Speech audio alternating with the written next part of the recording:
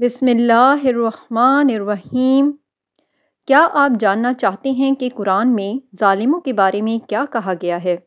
अगर आप भी किसी ज़ालिम का जुल्म सह रहे हैं तो ये वीडियो आपके लिए है। जुल्म एक ऐसा गुनाह है जिसकी मज़म्मत अल्लाह ताला ने कुरान में बार बार फरमाई है और रसूल अल्लाह सल्लल्लाहु अलैहि वसल्लम ने भी सख्ती से मना फरमाया है।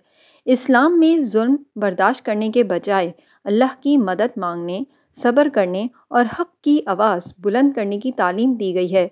आइए कुरान और हदीस की रोशनी में इस पर तफसील से बात करते हैं।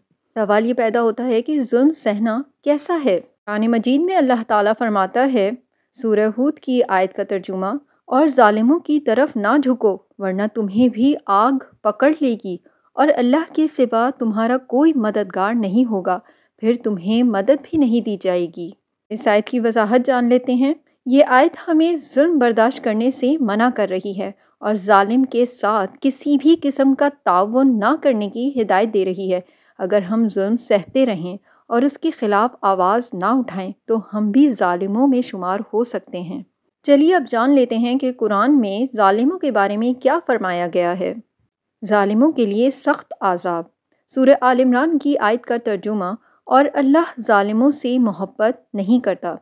इस आयत की वजाहत ये है कि अल्लाह ताला ज़ालिमों से सख्त नापसंदीदगी का इजहार फरमाता है और उन्हें अपने अज़ाब की वईद सुनाता है। और अगर कोई शख्स जुल्म कर रहा है और दूसरा उसे सह रहा है तो वो अल्लाह से मदद मांगे और अपनी हालत बदलने की कोशिश करे।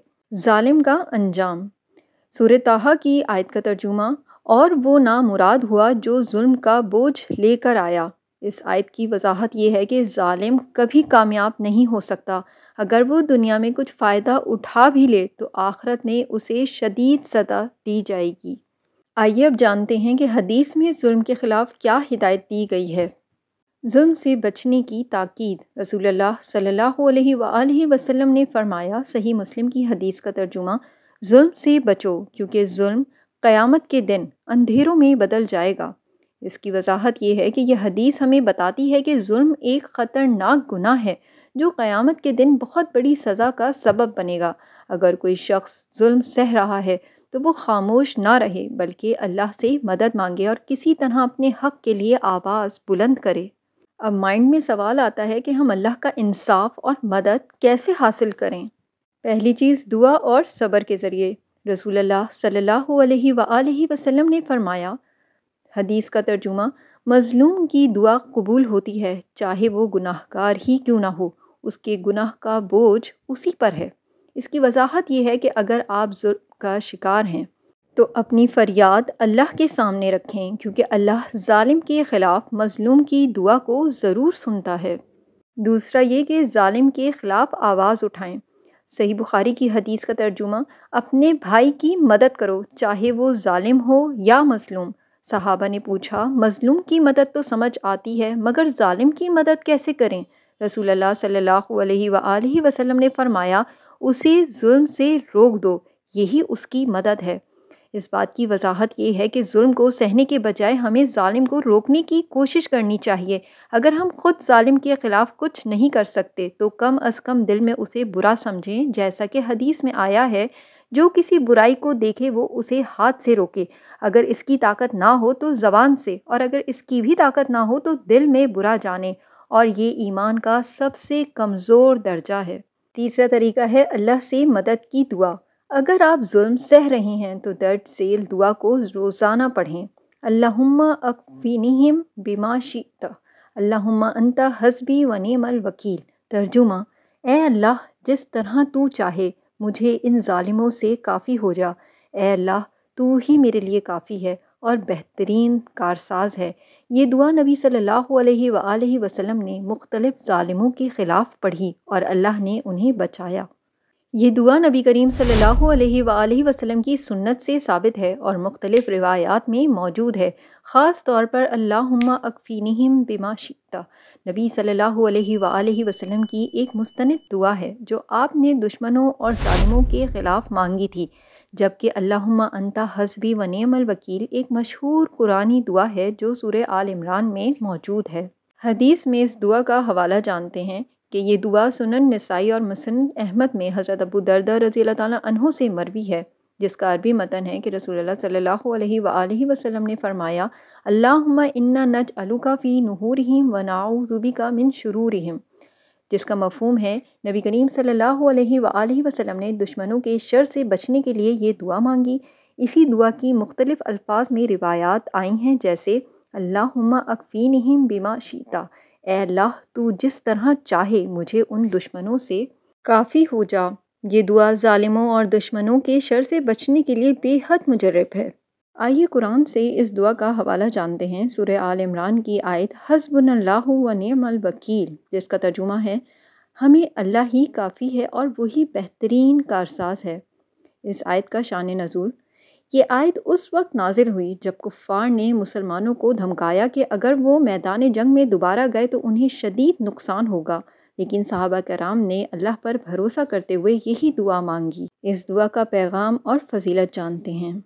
یہ دعا مظلوموں کے لیے ایک بہترین ذریعہ ہے کہ وہ ظالموں سے بچنے کے لیے اللہ پر بھروسہ کریں۔ نبی صلی اللہ علیہ وآلہ وسلم نے بھی دشمنوں کے خلاف اس جیسی دعائیں کیں اور اللہ نے ہمیشہ مدد فرمائی۔ جب کوئی شخص ظلم یا مشکلات میں ہو تو اسے چاہیے کہ وہ یہ دعا بار بار مانگے، کیونکہ اللہ ہی سب سے بہترین کارساز ہے۔ یہ دعا آپ کو ظالموں اور دشمنوں کے خلاف مضبوطی اور اللہ کی مدد فراہم کرتی ہے۔ اہم بات، آئیے اب تک کی باتوں کا لب لباب جانتے ہیں۔ ظلم کو خاموشی سے سہنا قرآن و حدیث کے مطابق درست نہیں ہے۔ اگر آپ ظلم کا شکار ہیں تو اللہ سے مدد مانگیں اور دعا کریں۔ ظلم کے خلاف آواز اٹھائیں، چاہے کسی کے سامنے نہ کر سکیں تو اللہ کے سامنے فریاد کریں۔ حدیث کے مطابق ظالم کے خلاف آواز اٹھانا ہی اس کی مدد ہے، کیونکہ وہ جہنم کے عذاب سے بچ سکتا ہے۔ ظالموں کا انجام ہمیشہ برا ہوتا ہے، اس لیے اللہ پر بھروسہ رکھیں اور صبر کے ساتھ حق کا راستہ اپنائیں۔ تو ویورز، آپ کے خیال میں ظلم برداشت کرنا درست ہے یا نہیں؟ اگر آپ کے ساتھ کبھی ظلم یا ناانصافی ہوئی تو تب آپ نے وہ وقت کیسے ہینڈل کیا؟ کامنٹ میں ضرور بتائیں۔ اگر آپ بھی مظلوم ہیں تو آپ کے لیے کچھ اہم نکات۔ اگر کوئی شخص ظالم اور خود غرض لوگوں کے درمیان ہے لیکن وہ ان کے خلاف حق بات کہنے کی ہمت نہیں رکھتا تو اسے قرآن و سنت کی روشنی میں حکمت، صبر اور درست اقدامات اختیار کرنے چاہئیں۔ صرف ظلم سہتے رہنا اور اپنی زندگی کو برباد کر دینا بھی درست نہیں ہے۔ پہلی بات، ظلم کے خلاف خاموش رہنا جائز نہیں۔ رسول اللہ صلی اللہ علیہ وآلہ وسلم نے فرمایا، جب تم میری امت کو دیکھو کہ وہ ظالم سے یہ کہنے سے ڈرنے لگے کہ اے ظالم، تو سمجھ لو کہ وہ امت ہلاک ہو گئی۔ اگر ظلم ہو رہا ہو تو کم از کم دل میں اسے برا سمجھنا اور کسی نہ کسی طرح اس سے بچنے کی کوشش کرنا ضروری ہے۔ دوسرا پوائنٹ، ظلم سہنا بھی غلط ہے۔ اللہ تعالیٰ فرماتے ہیں قرآن کی سورہ بقرہ کی آیت کا ترجمہ، نہ تم ظلم کرو اور نہ تم پر ظلم کیا جائے۔ اگر کوئی شخص مسلسل ظلم برداشت کرتا رہے اور خود کو بچانے کی کوشش نہ کرے تو وہ اپنی زندگی ضائع کر رہا ہے۔ اللہ نے ہمیں خود کو بچانے کا حکم دیا ہے۔ تیسرا اہم پوائنٹ، ظالموں سے فاصلہ اختیار کرنا ضروری ہے۔ قرآن میں فرمایا گیا، سورہ نساء کی آیت کا ترجمہ، اور ان کے ساتھ نہ بیٹھو جب تک کہ وہ کسی اور بات میں مشغول نہ ہو جائیں، ورنہ تم بھی ان جیسے ہو جاؤ گے۔ ظالموں اور خود غرض لوگوں کے ساتھ رہنا یا ان کے ظلم کو خاموشی سے قبول کرنا درست نہیں۔ اگر ان سے فاصلہ لینا ممکن ہو تو یہ ضروری ہے۔ تیسرا پوائنٹ جاننے کے بعد ذہن میں یہ سوال آئے گا کہ فاصلہ کیسے لیا جائے؟ تو فاصلہ لینے کے عملی اقدامات بھی آگے بیان کیے جا رہے ہیں آپ کے لیے۔ پہلی چیز تو یہ کہ ذہنی اور روحانی طور پر خود کو مضبوط کریں۔ اللہ پر بھروسہ رکھیں کہ وہ آپ کو راستہ دکھائے گا۔ ظلم کے خلاف دعا کریں اور اللہ سے مدد مانگیں۔ ہر نماز کے بعد حسبنا اللہ و نعم الوکیل پڑھیں۔ دوسری بات، حد سے زیادہ قربانی نہ دیں۔ اگر آپ کی خدمت کو لوگ آپ کی کمزوری سمجھ رہے ہیں تو اپنی حد مقرر کریں، اپنی عزت نفس کو قربان نہ کریں۔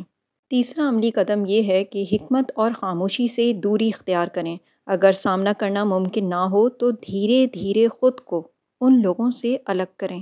غیر ضروری بات چیت، تعلقات اور فرائض کو نبھانا کم کر دیں، جو دراصل آپ کے فرائض ہوتے نہیں ہیں، لیکن آپ اپنے ذمہ داری سمجھ کے، فرض سمجھ کے ان کاموں کو انجام دے رہے ہوتے ہیں۔ تو اس سے ذرا اپنے آپ کو فاصلہ دیں۔ چوتھا عملی اقدام یہ ہے کہ کوئی متبادل راستہ تلاش کریں۔ اگر گھر یا ماحول میں ظلم زیادہ ہے تو کسی ایسے مقام یا افراد سے مدد لینے کی کوشش کریں جہاں سکون ملے۔ مالی، جذباتی یا ذہنی طور پر خود کو خود مختار بنانے کی کوشش کریں۔ پانچواں اور آخری عملی اقدام جو میں آپ سے شیئر کرنا چاہوں گی وہ یہ کہ خود کو ظلم سے نکالنے کے لیے جائز طریقے اپنائیں۔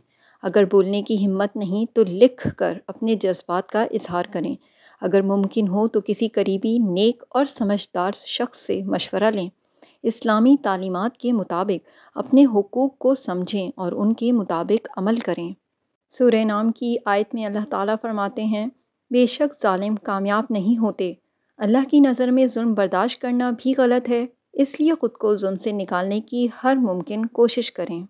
امید ہے آپ کی اس ویڈیو سے رہنمائی ہوئی ہوگی۔ اگر ویڈیو پسند آئی ہے تو اسے لائک کیجیے اور دوسروں کے ساتھ شیئر کیجیے تاکہ وہ بھی اس ویڈیو سے فائدہ حاصل کر سکیں۔ چینل اگر ابھی تک سبسکرائب نہیں کیا ہے تو سبسکرائب اٹ۔ جزاک اللہ۔